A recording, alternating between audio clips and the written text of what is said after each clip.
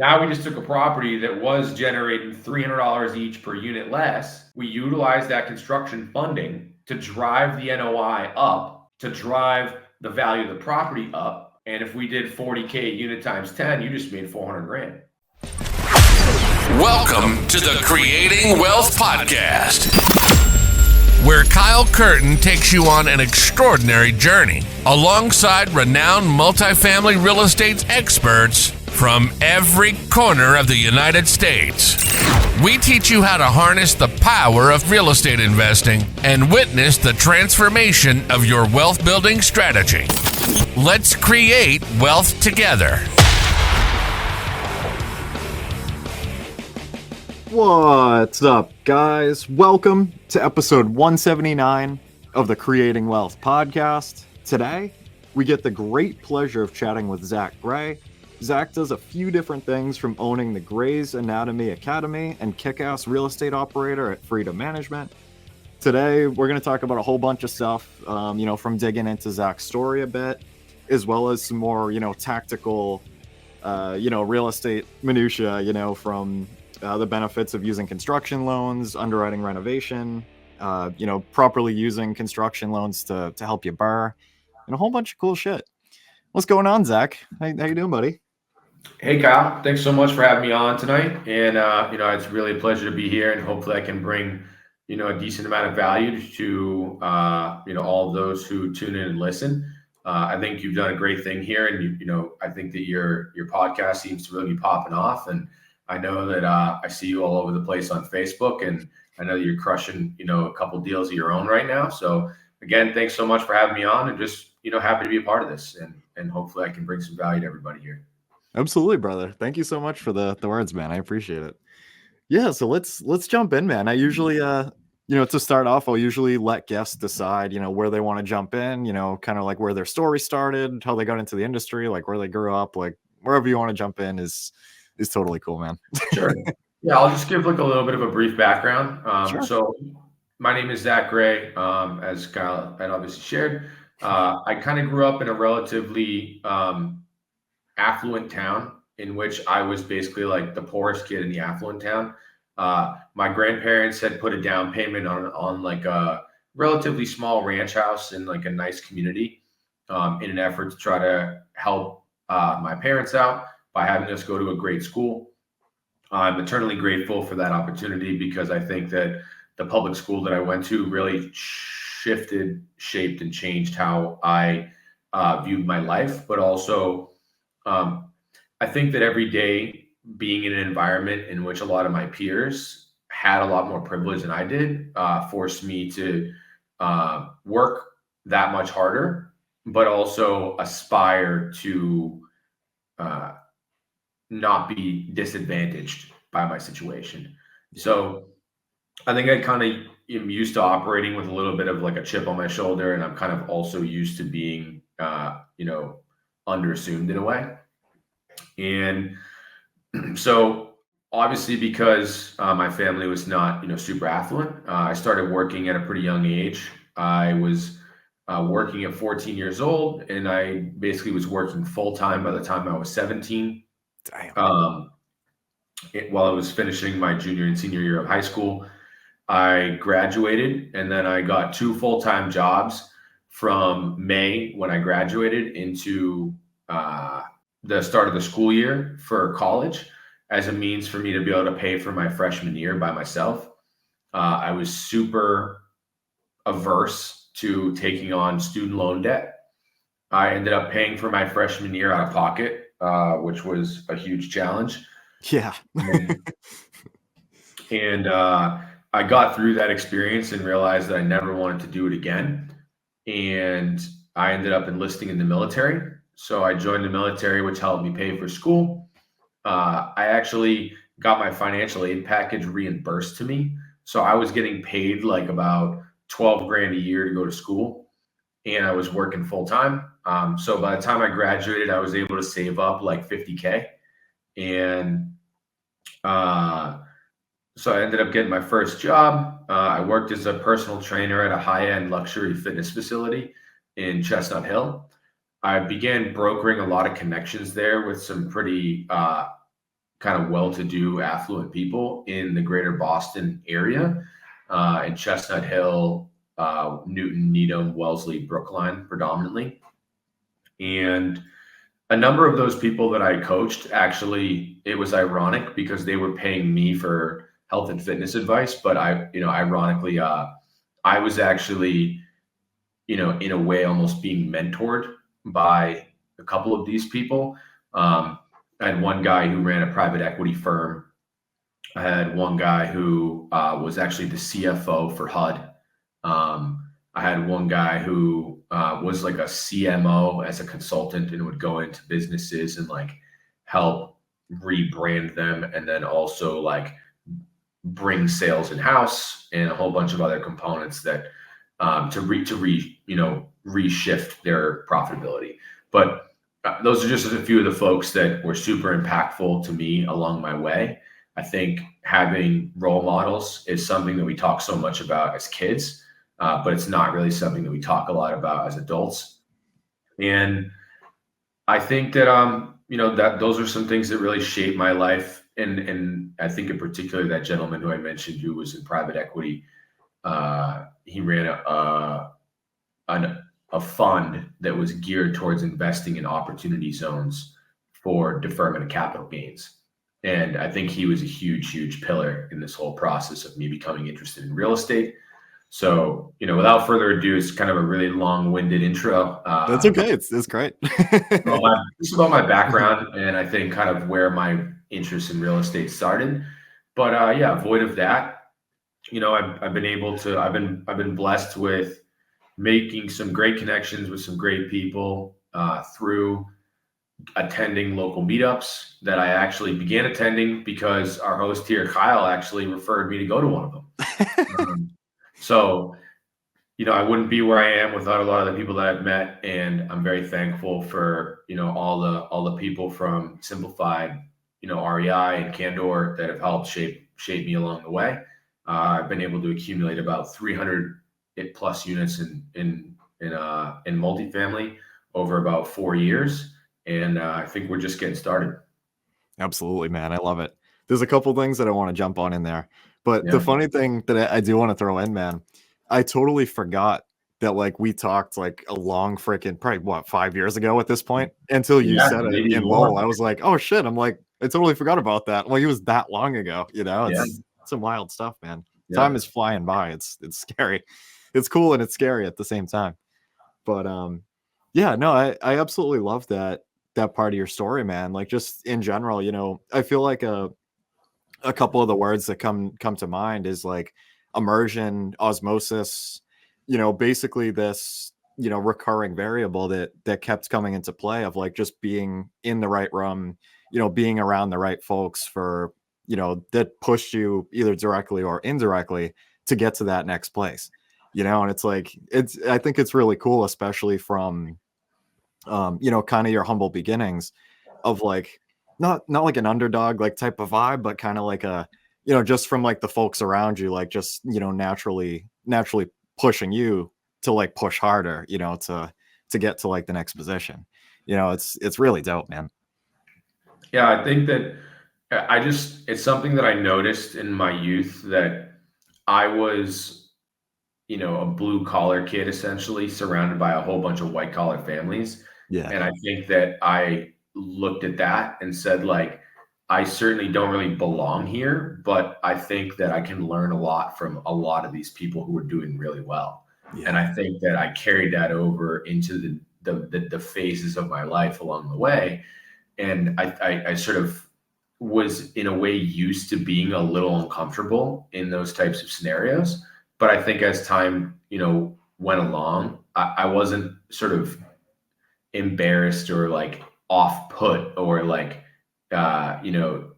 ashamed of like, trying to coexist. Right. Yeah. And I think that has been integral to achieving the success that, that I've happened to have because again, I was like willing to put myself in a vulnerable position. Exactly. And I feel like that guys, you definitely want to, go back and listen to what Zach just said twice at least. because that's such a big thing in our world, man. I mean, even from like the different stages of getting into the space, from going to like the first meetup and, meeting your first couple investors that, other people that buy shit in like the same area, like cool, um, to picking up your first couple buildings, growing bigger, like that circle, that fishbowl is always expanding. So I feel like that feeling in itself, of continuing to go into the next space and leveling up your network in a sense, as years go on, just through progression is something that's always going to be there. So like the earlier on guys that like, you can just accept that, hey, not to like kind of have like the corny, like, be comfortable being uncomfortable, but like for real, you know what I mean? It's like the sooner that you can just, just kind of give yourself a shove to get into that room and just start doing things and kind of leave your mind behind you. The faster that you'll be able to progress and just get used to that recurring feeling that's going to continue to happen as you jump into other spaces, as you level up, etc. That's huge. Yeah, and I think you made a couple great points there, right? I think that, one of the main ones here is that you could personally be in a position where, let's say you own 2 multifamily properties. A vast majority of the population, I'd be willing to bet 90+% don't own multifamily property. So if you own 2 of them, you may look at that situation and think like, man, like I'm killing it. And for all intents and purposes, relative to the masses, you are. But I think it's different when you show up to a real estate meetup and then you surround yourself in a room full of people that own 40 units and 60 units and 100 units and 200 units.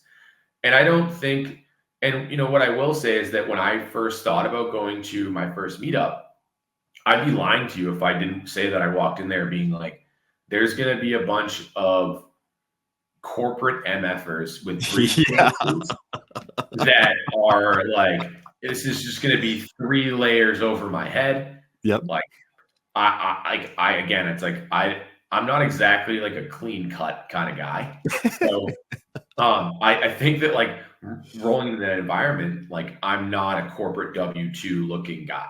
So I think that when I went into that meeting, I was like, not only like visibly am I not going to fit in, but like intellectually, I'm also not going to fit in. So I think it is nerve wracking. And I think that what I realized is that, you go into these meetings and it's way more like the general, group of attendees for all intents and purposes are, it's like being at a brewery. Like most people are pretty laid back. They're super cool. They're looking to chat. They're looking to help. And I think one of the most unique things about going to meetups is that there's really 3 things going on. There is the networking piece and building your personal relations. I think there is you learning from whoever is presenting. And then I think that there is you being able to have a Q&A with a whole bunch of experienced people over some of the challenges that you may be dealing with in relation to your own personal journey. Yeah. And I think that there is no real other place where you have that type of sounding board, your ability to improve, exponentially grow your knowledge bases and network with like-minded people who want to do more.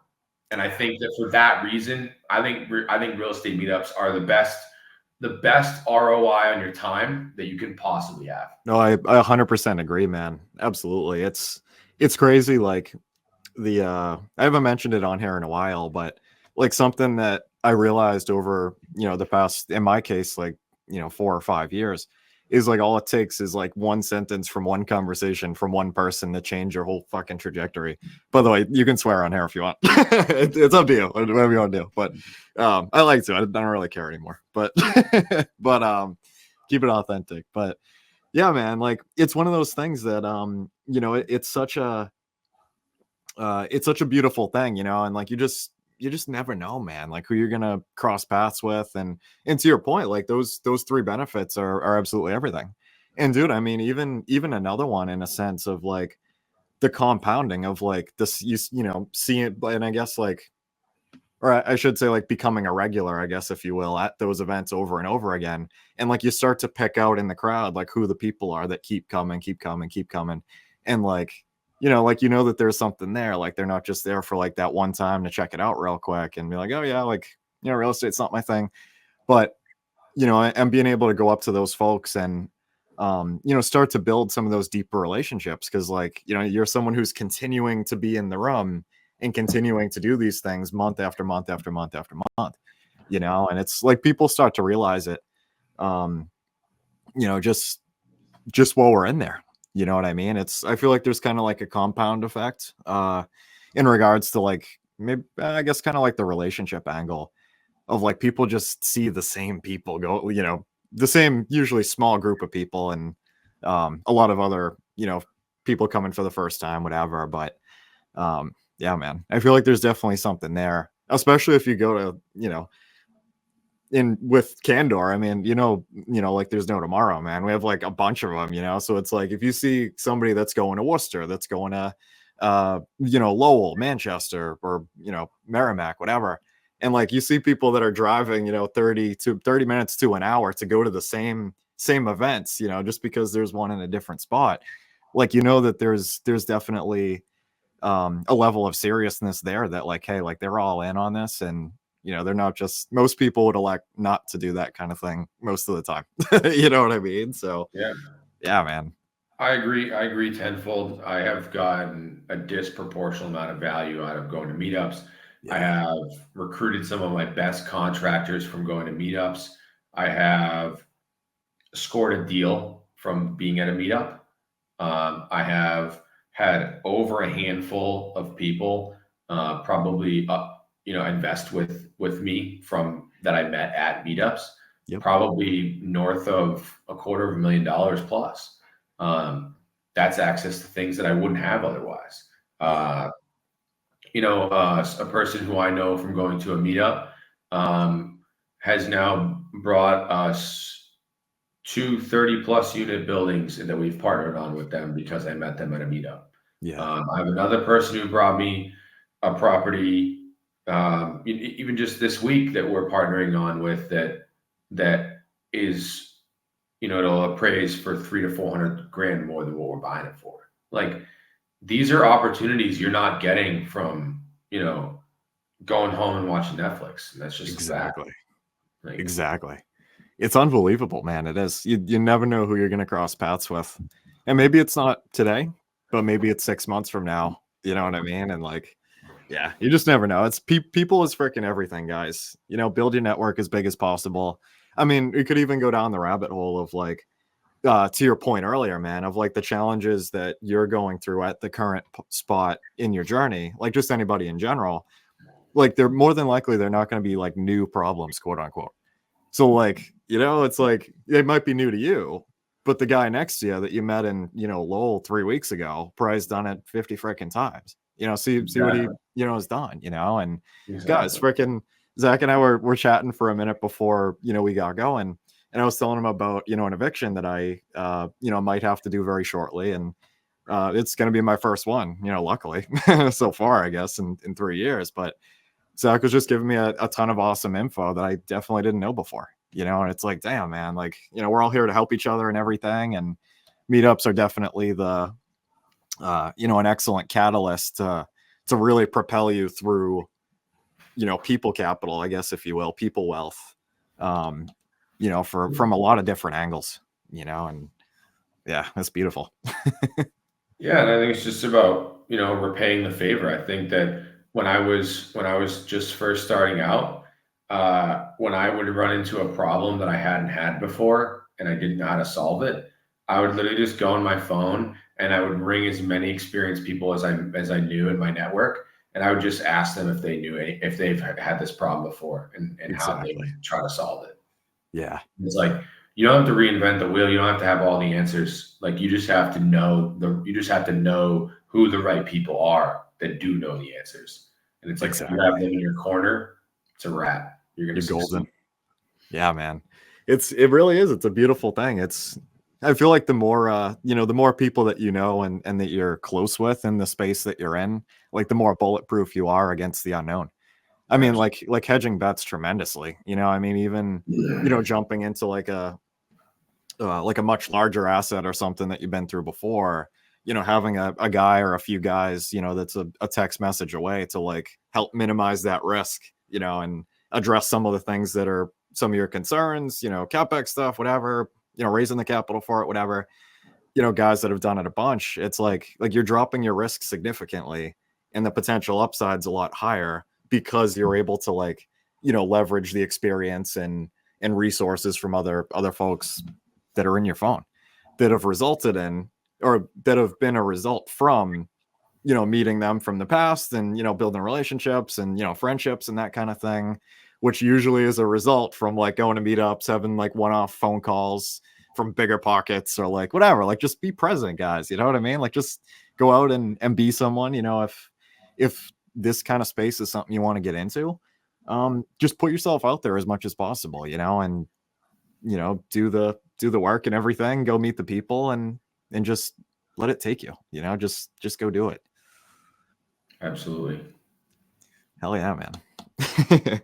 So we could definitely keep talking about that part for quite some time, man. It's definitely something that both of us are passionate about, but there's a couple things I did want to jump in here, man, or toss in rather, and wanted to pick your brain about, construction loans. And, more or less, I mean, yeah, for myself, because I've never, used one before, but for the audience as well.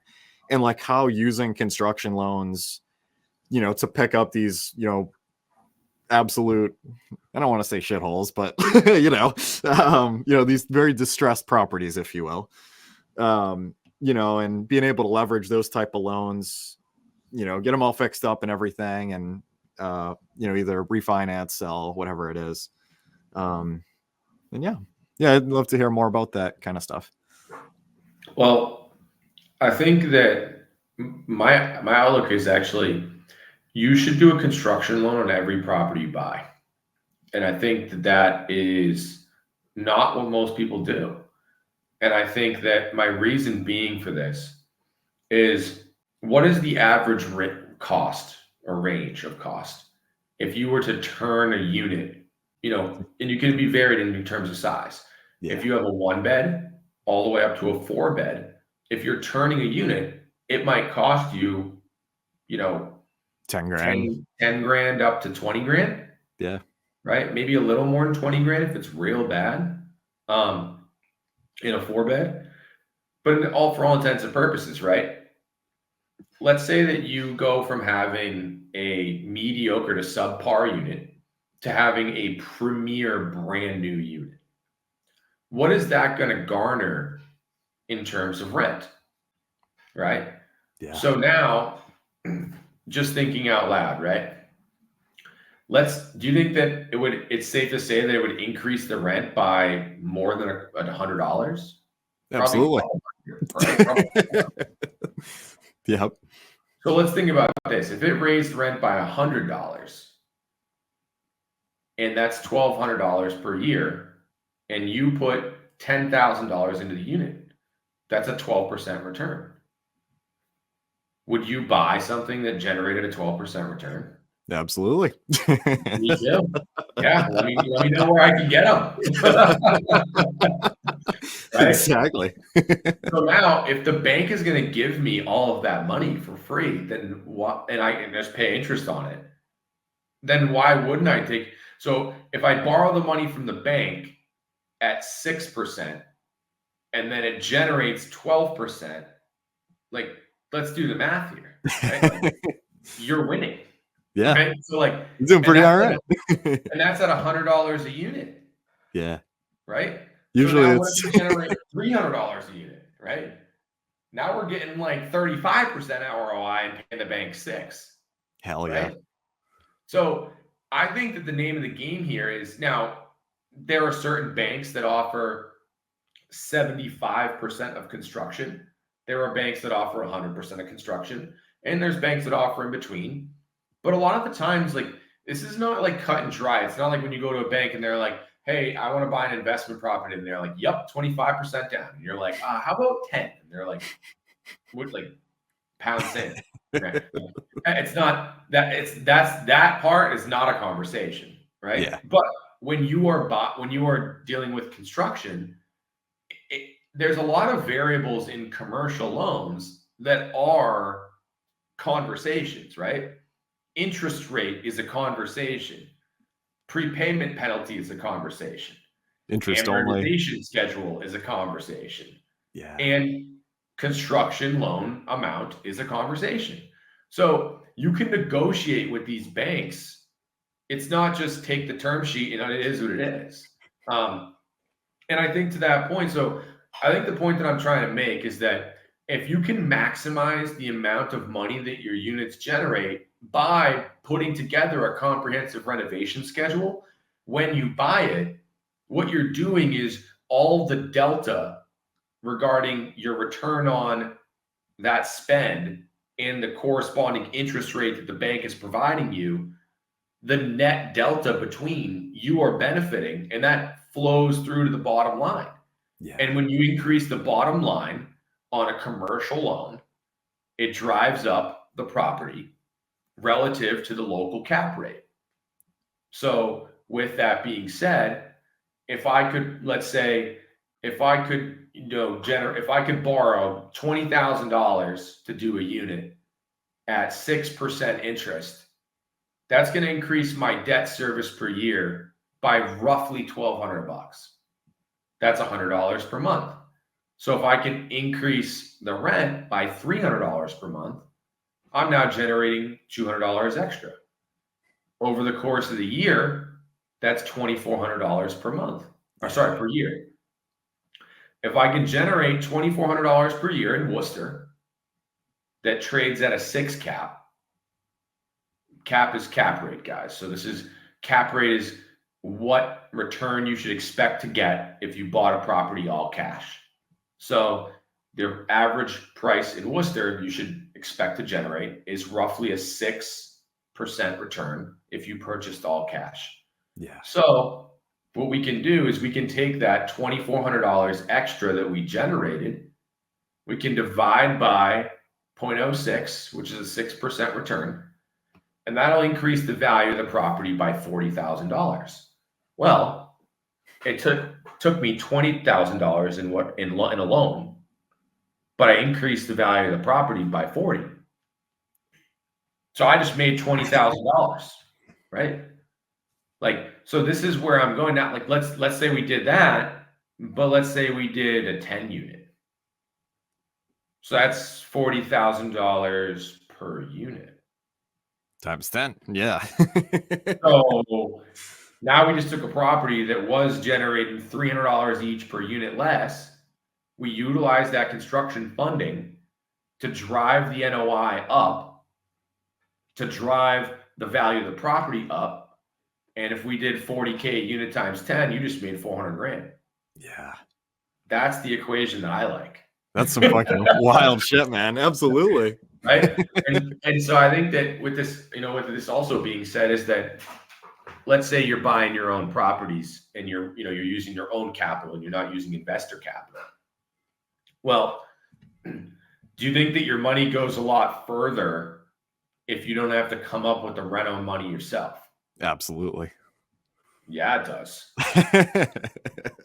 Right. So now I can put together a reno scope on a property and I get a whole year to address all of those items that I brought up, but I also got a security blanket too, where I know I'm not going to have to come out of my own pocket to resolve some of these issues. Yeah. So if I incur a vacancy, I got a nice renovation line sitting there ready to rock.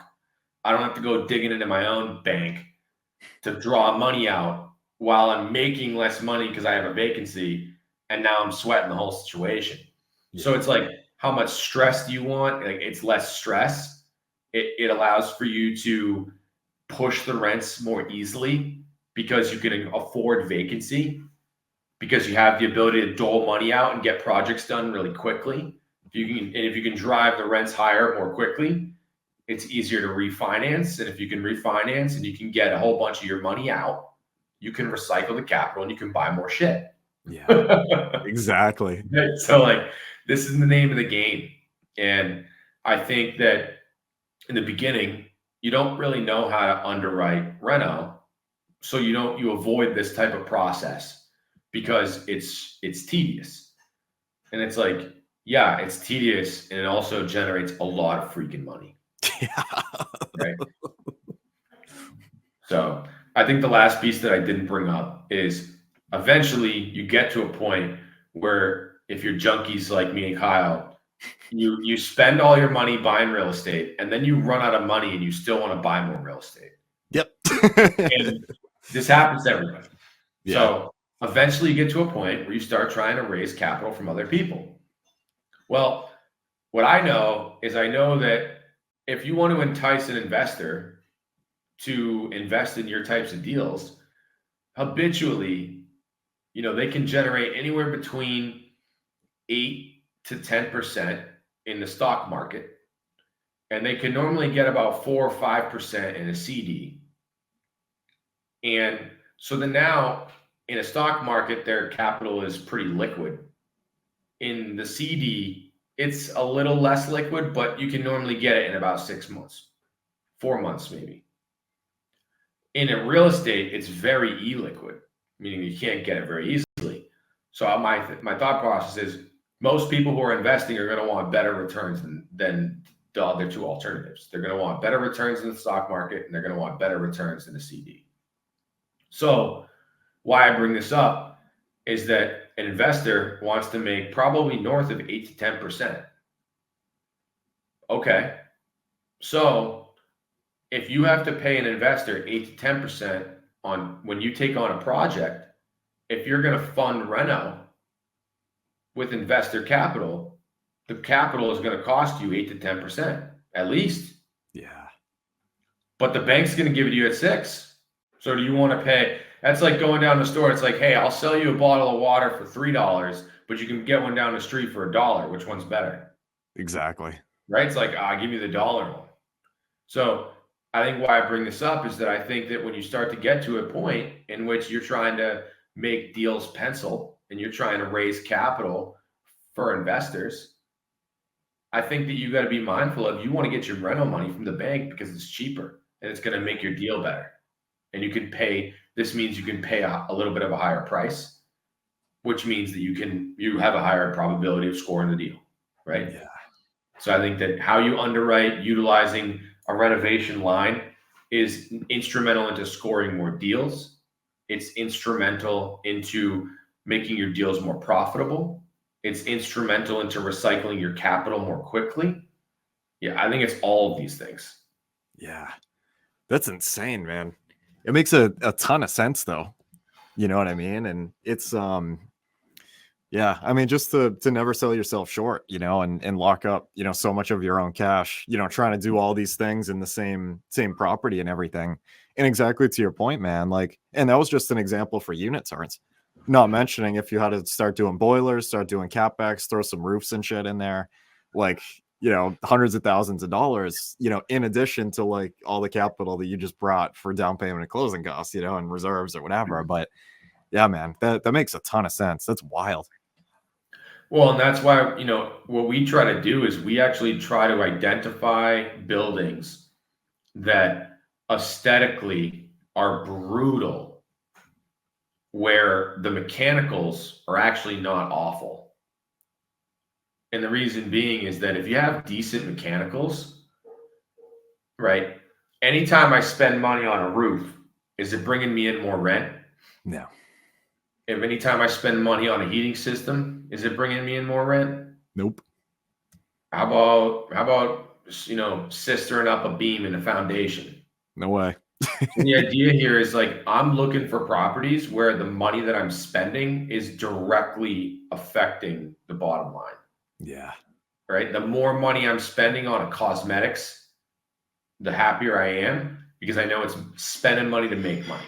Exactly. Whereas I think that spending money to, on survive on mechanicals, right? there's nothing that's like the opposite of exciting, right? Yeah. That's like It kind of sucks. that's like paying taxes, man. Yeah, exactly. Exactly. Like, I have to do it, but I'm not excited about it. Absolutely. Yeah, it makes a ton of sense, man.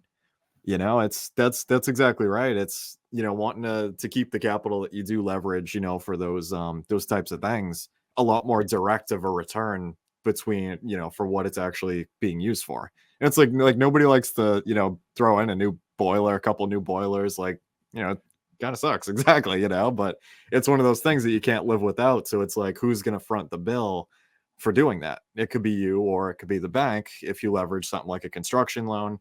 And it makes a hell of a lot more sense that way every day of the week, Absolutely. Yeah, I love it, man. With the it's up to you, like how like tactical you want to get. I don't know too much about the construction loans, but like does something like that, man, like does it go in like a second position, or does it like get added in with like your regular debt service, I guess, in first position? So the way that it actually works is there's a couple important points to bring up. The first is on a standard loan, you're normally paying principal and interest. Well, when you do a construction loan, you pay interest only for the entire first year. Nice. Which actually makes it so that you're generating more cash flow out the gate. Yeah. So it makes it better for you because you have more liquidity to be able to stabilize the property, to execute your business plan. And to that point, the renovation line basically sits in a vault. And the way that it works is you got to spend money out of your operating account to improve the property. And then you go to the bank and you request reimbursement from the bank.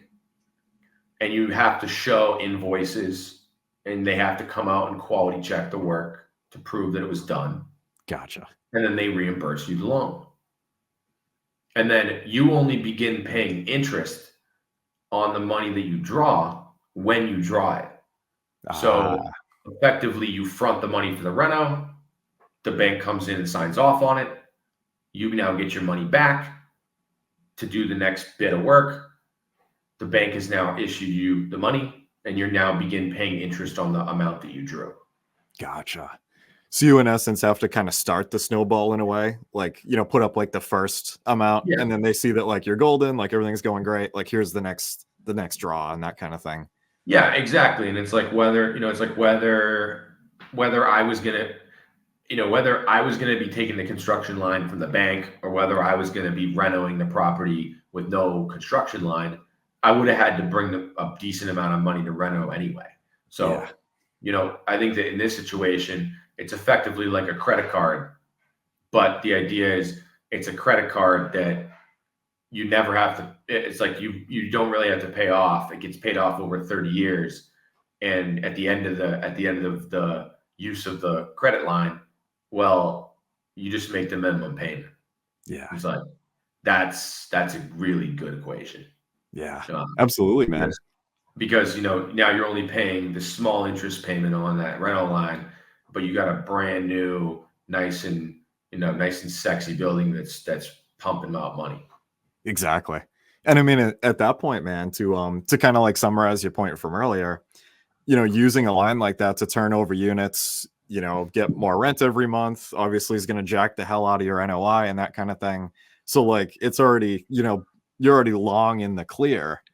Pretty soon after those items end up getting done and signed off and everything, sure, like you're going to have that next part of the line, but who gives a shit, because the property's already well over covering that and stabilized and sexy looking and all that. So like, why doesn't that make sense? You know what I mean? Like, absolutely. Well, exactly. And then the faster that you can get at executing these things and kind of overseeing it all, the faster that you drive up the value of the property, which means that you can now go execute that refi with the higher valuation, and you get to pull out all that money. Yeah. Right. Like, I'll give you an example. Like, there's a deal that Andrew and I did where it was a 9-unit in West Warwick. They had 4 units that had been flooded by a burst pipe and had to be completely gutted. So there's 9 units, 4 of them are gutted, and all 9 units don't have heat, by the way. Yikes. One boiler? Or No boilers. Yikes. Ouch, Just is that bad? Right? This is like, there's people living this way. Yeah. Fuck. And we bought the property for $712,000.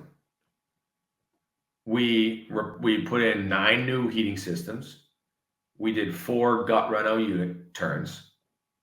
We had to put in a new fire alarm system. We had to replace a whole bunch of windows. We had to paint the whole exterior, redo the common area, take down a porch, replace a deck. I mean, there's a lot of stuff. It cost us $210,000 to do it. So we bought this property for $712,000. Andrew and I total were in the project for $156,000. Yeah. Of our own money.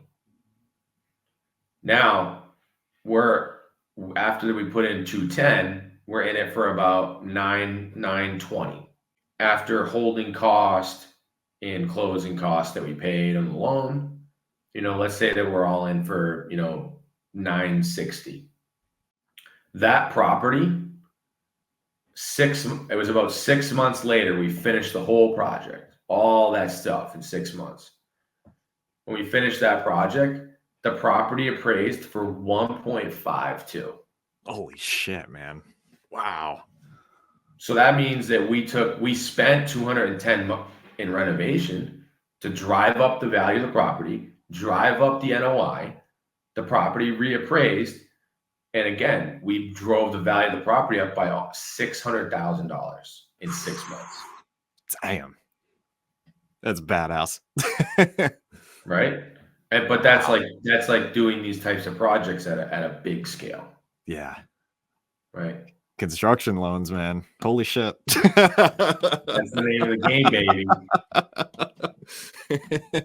I'm glad you wanted to talk about that topic a little bit, man. Holy shit. And the best part about it was that we refinanced it. We pulled the money out. And then me and Andrew, the money that we pulled out, we partnered with one of our close friends, 3-way, and we bought a 21 unit in Lowell. Nice. Right? Hell yeah. I love it, man. That's freaking awesome. So I think construction loans are super underappreciated. I think that, and one of the things that I'll say too is like, it's really worthwhile to just pay a contractor to go walk a property with you and then put together the whole budget. Yeah. And then if you have a quote with the presumed cost of all these things, and you can supply that to a bank, and then you're able to draft up your construction line, that's going to make them feel a lot more confidently in the situation. So I think when I was kind of early on, I think this is what we began doing is we would just pay our contractors, $100. Just say, hey, you might take half an hour, walk this property with me. I'll pay you $100. And, like I said, it's like the end outcome is you're making way more money than that. So, right. So I think that it takes money to make money. Right. Absolutely. So that's huge, man. Have you ever had a point where like the bank didn't agree with the scope that you gave them? Yep. Like, yeah. Is that like a common, like occurrence, I guess?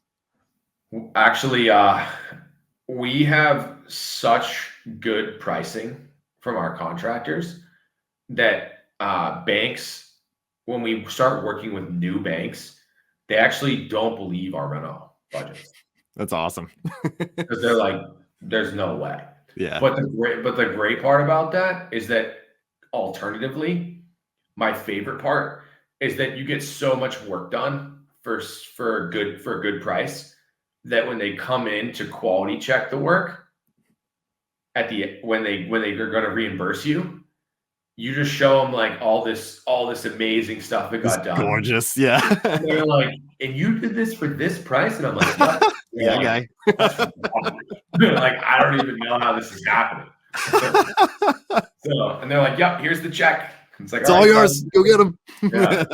So I think it's really easy to get reimbursement from the bank if you have really great vendors. And I think that, I think on the front end, I do think at times, I mean, the bank can't argue with a written quote from a contractor. Like, yeah. What are they going to argue? Like, exactly. No, that guy's not going to do that job for that price. It's like, I don't know. Like paper says that he will. Yeah.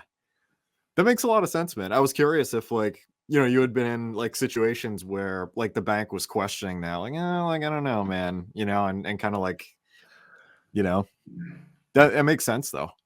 I don't think that like that's per se the part that's tough. I think that the part that's tough with the rental lines is that you have to have really good bookkeeping practices, because you now have to go back through the line item on the bank statement, and you got to be able to itemize each little thing as to what it was paid out for when you're requesting the reimbursement. Right? Because if you got 900 charges that all say Home Depot, right? You need to be able to know which part of it's carpentry, which part of it's plumbing, and which part of it's electrical. Yeah. That can be tough, Oh yeah, it's all in there, I promise. Yeah, it's there. Yeah. So wow, man. That's badass, Zach. Holy crap. Damn. So what I guess what's kind of next, man? Just continuing to plug away and keep ripping it up, keep stabilizing.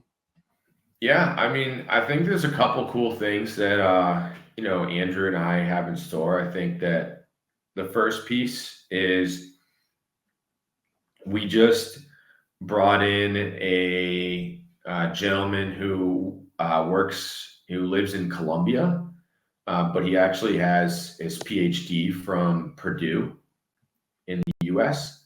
He has a PhD in economics.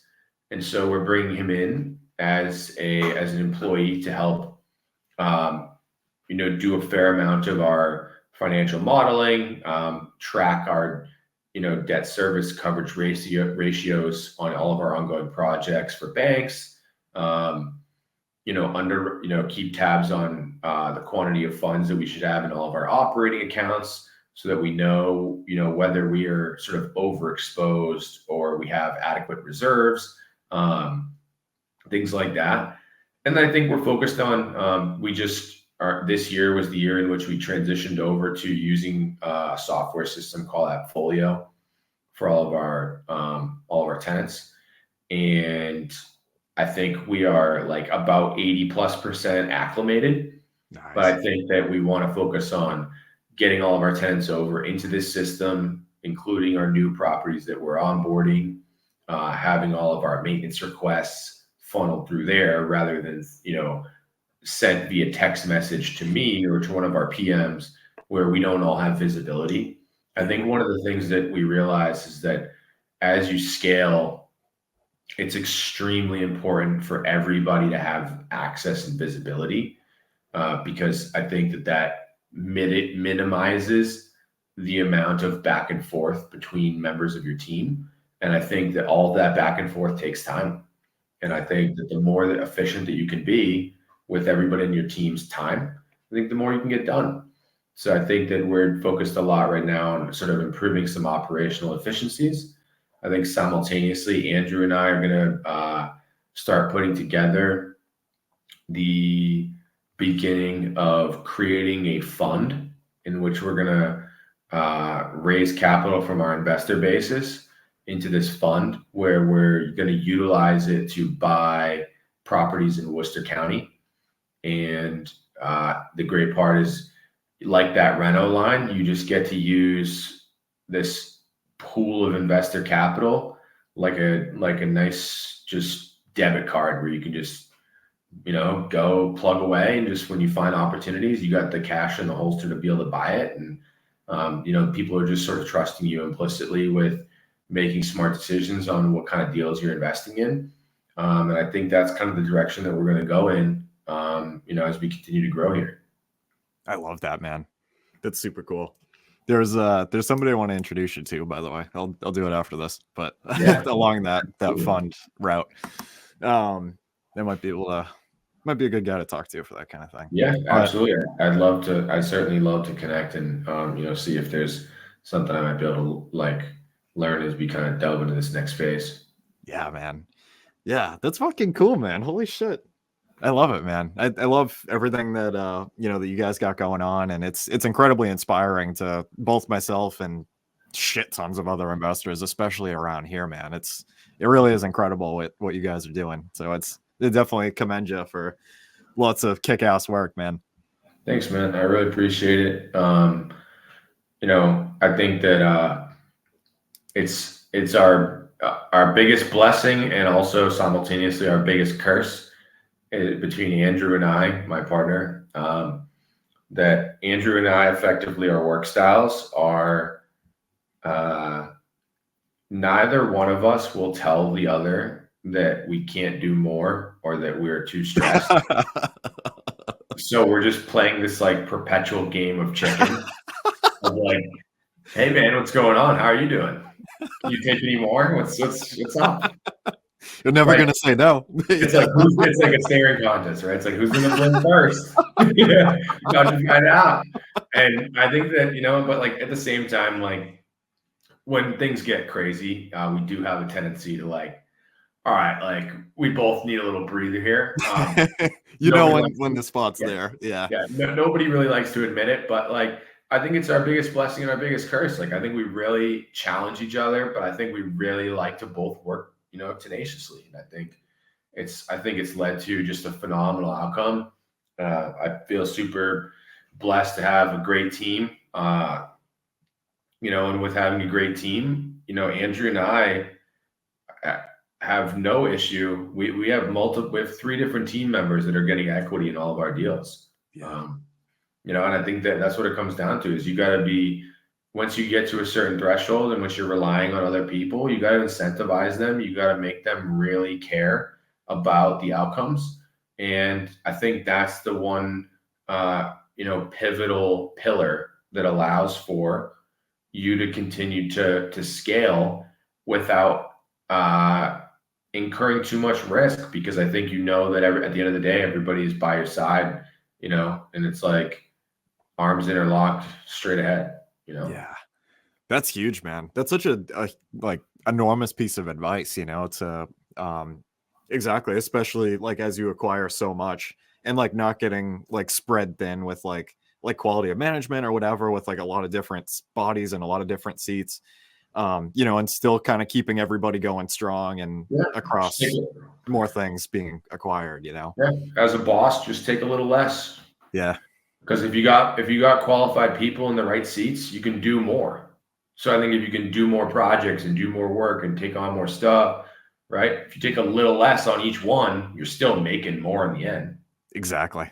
Right. And your team is happy as well. So what's exactly. Why not? Right. Yeah. And they're pumped that you're doing 10 or 15 or 20 projects, because they're getting a little slice of all of them. Right. Yeah. It's like buffet style dessert. It's as good as it gets, man, right? You get to dabble a little bit of everything. Exactly. I love it, man. I love that. We could definitely keep talking for quite some time here, Zach, but thank you so much for coming on here, man. This was friggin' awesome. Holy crap.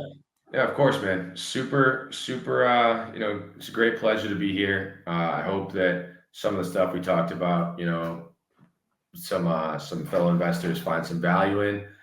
And I think if anybody has questions pertaining to some of the stuff we talked about, obviously feel free to reach out to me, either on Facebook or on Instagram. My handle is at the 1099 mindset. And both myself and Kyle, we're both investor focused agents.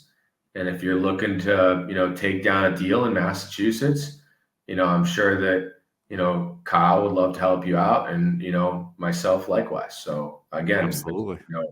I'm super, blessed to have the opportunity to come on and share a lot of the stuff that I've learned. And, ultimately, I think that Andrew and I love partnering with people. We love getting to know fellow investors. I think it's all about collaborating. It's all about helping each other to, cumulatively as a group rise to the top, man. Absolutely, man. I was just going to ask you what your social media plugs were, so thank you. There we go. Beat me to it, man. Cool, man. Yeah, thank you so much, dude. That's a wrap for today's episode. We want to thank you for being a valued listener of the Creating Wealth Podcast. Make sure to visit www.creatingwealth.com to connect with us. Dive into our ever-expanding library of informative blogs and explore a wide range of additional valuable resources. Stay tuned for our next episode as we continue to create wealth together.